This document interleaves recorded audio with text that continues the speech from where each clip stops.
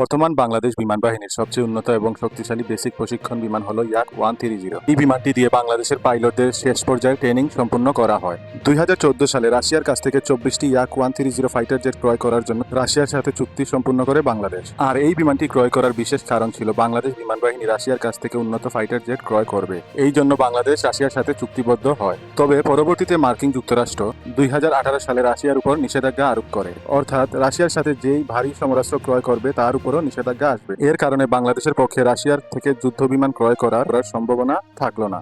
এর পরবর্তীতে বাংলাদেশ বিমান বাহিনী অতিরিক্ত ইয়াক 130 ক্রয় করার চুক্তি বাতিল করে। তবে এর মধ্যে বাংলাদেশকে 16টি বিমান ডেলিভারি করে রাশিয়া, এবং এর আর্থিক মূল্য ছিল প্রায় 600 মিলিয়ন মার্কিন ডলার। তবে বাংলাদেশ যে পরবর্তীতে আশায় ছিল তাও নষ্ট হয়ে যায় আমেরিকা অতিরিক্ত নিষেধাজ্ঞা জারি করে রাশিয়ার উপরে। এর ফলে বর্তমান বাংলাদেশ বিমান বাহিনী ইয়াক 130 বেসিক প্রশিক্ষণ বিমান সম্পর্কে কিছু বিস্তারিত আলোচনা করা যাক। ইয়াক 130 1996 সালে প্রথম ফ্লাই করে 2010 সালে রাশিয়ার বিমান বাহিনীতে অন্তর্ভুক্ত হয় ইয়াক 130 ফাইটার জেট। এই বিমানটি পরিচালনার ক্ষেত্রে দুইজন পাইলটের প্রয়োজন হয়।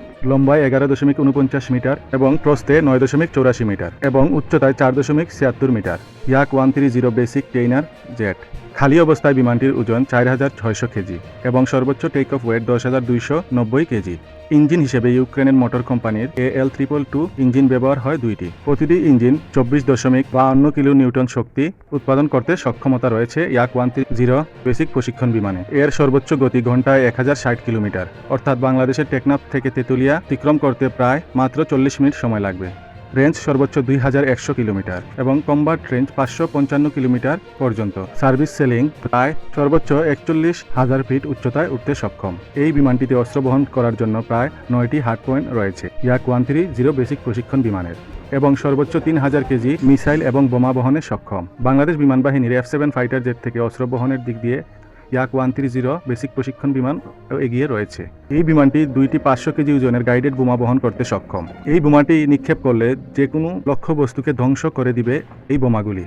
এর কারণ হলো ফায়ার অ্যান্ড ফরগেট ক্যাপাসিটি রয়েছে। এই বিমানটি 250 কেজি ওজনের 4টি M62 বোমা বহনে সক্ষমতা রয়েছে এবং এরই পাশাপাশি 60টি 354 কেজি ওজনের JB 500 বোমা বহন করতে সক্ষম। এই বেসিক প্রশিক্ষণ বিমান যা ব্যাপক ধ্বংসযোগ্য চালাতে সক্ষমতা দেখাতে পারবে। আকাশ থেকে আকাশে হামলা করার জন্য R-73 air two air missile ব্যবহার করা হয়। এই মিসাইলের রেঞ্জ হচ্ছে সর্বোচ্চ 30 কিলোমিটার পর্যন্ত এবং মেরিটাইম মিশন সক্ষমতা রয়েছে এই বেসিক প্রশিক্ষণ বিমানে। অনেক ক্ষেত্রে এই বিমানটি বাংলাদেশ বিমানের F7 এর থেকে এগিয়ে রয়েছে। তবে এই ফাইটারগুলো যুদ্ধক্ষেত্রে অপারেট করার যুক্তিসঙ্গত হবে না। এর বিশেষ কারণ হলো বিমানটি গতি এবং উচ্চতায় ওঠার বিষয়গুলো।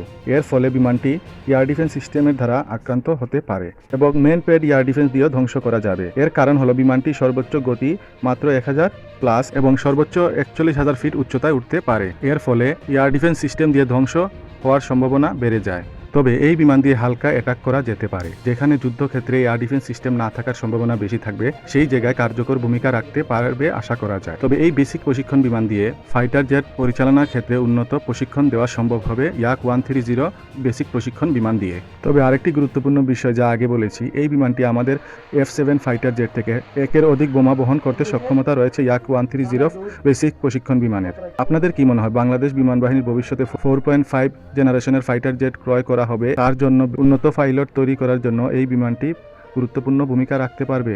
আপনাদের কি মনে হয়? কমেন্ট বক্সে জানিয়ে দিবেন। আশা করি আপনার